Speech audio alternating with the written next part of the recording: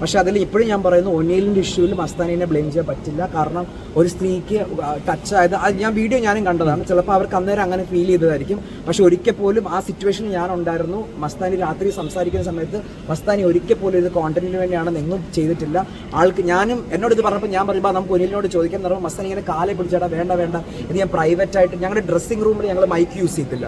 Dressing റൂമിൽ വെച്ചിട്ട് ഞാൻ പതിയെ ചോദിച്ചോളാം. അവിടെ ഞങ്ങൾക്ക് ഒരു മൈക്കുണ്ട്, പക്ഷെ അതിൽ കേൾക്കാത്ത രീതി ചോദിച്ചോളാം എന്ന് പറഞ്ഞതാണ്. പക്ഷേ ഇത് മൊത്തം കോണ്ടന്റ് ആക്കിയത് ഗെയിമിന് വേണ്ടി ആക്കിയത് ലക്ഷ്മിയാണ്. ഇതിൽ ആ ഒനീലിന്റെ പ്രശ്നത്തിൽ ഞാൻ ലക്ഷ്മിയാണ് ബ്ലെയിം ചെയ്യുന്നത്, മസ്താനിനെ അല്ല. ലക്ഷ്മിയല്ലേ ഈ പ്രാവശ്യം ഔട്ട് ആവേണ്ടത്? അതെ, ഡെഫിനറ്റ്ലി ലക്ഷ്മിയാണ്. എനിക്ക് മനസ്സിലാവുന്നില്ല പ്രേക്ഷകർ എന്താ കാണുന്നതെന്നും എങ്ങനെ റിയാക്ട് ചെയ്യുന്നുള്ളത്. പിന്നെ it's part of the game. പക്ഷേ അതേ നോർമലൈസ് ചെയ്യാൻ പറ്റില്ല എന്നുള്ള കാര്യത്തിൽ ലക്ഷ്മിനെ സപ്പോർട്ട് ചെയ്ത ഒരാൾ ഡെഫിനറ്റ്ലി ആ കാര്യത്തിൽ മസ്താനിയുടെ ചിന്തകളോട് ഞാൻ എതിർക്കുന്നു. കാരണം മസ്താനി പറഞ്ഞ വളരെ തെറ്റായിട്ടുള്ള ഒരു കാര്യമാണ്. അങ്ങനെ ഹോമോഫോബിയ സ്പ്രെഡ് ചെയ്യാൻ പാടില്ല ഈ സൊസൈറ്റിയിൽ. കാരണം ലാലേട്ടൻ പോലും ക്ലിയർലി പറഞ്ഞു, നിങ്ങൾ എന്താണ് സംസാരിക്കുന്നത്, നിങ്ങൾ വീട്ടിൽ കയറ്റില്ലെന്ന് പറഞ്ഞാൽ ഞാൻ അവരെ എൻ്റെ വീട്ടിൽ കയറ്റും. ആ വീട്ടിൽ മൊത്തം ഉള്ളവരെല്ലാവരും കൈയടിച്ചു. ഇമ്മീഡിയറ്റ്ലി ഞങ്ങൾ പറഞ്ഞു ഇവരെ എവിക്റ്റ് ചെയ്യണം എന്നുള്ളതാണ്. ഐ തിങ്ക് ഇത്രയും മതി. കാരണം ഞാൻ കുറച്ച് ടയർഡാണ്.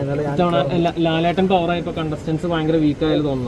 ഡെഫിനറ്റ്ലി മാത്രമല്ല എല്ലാവരും പേടിച്ച് വരച്ചാവട്ടെ. ലാലേട്ടൻ്റെ എപ്പിസോഡ് ഞങ്ങളുടെ എല്ലാം വെള്ളക്കുപ്പി നിറഞ്ഞിരിക്കും. ഓരോ 5 മിനിറ്റ് പുള്ളി ബ്രേക്കിന് പോകുമ്പോൾ എല്ലാവരും ഓടിപ്പോയി വെള്ളം കുടിക്കണം. അത്ര ഫയറാണ്. നമ്മളൊന്നും വിചാരിക്കുന്ന ലെവലല്ല. അതിനകത്ത് ലാലേട്ടൻ ദേഷ്യപ്പെടുന്ന കണ്ടാൽ നമ്മൾ നിന്ന് ഉരുകിപ്പോൾ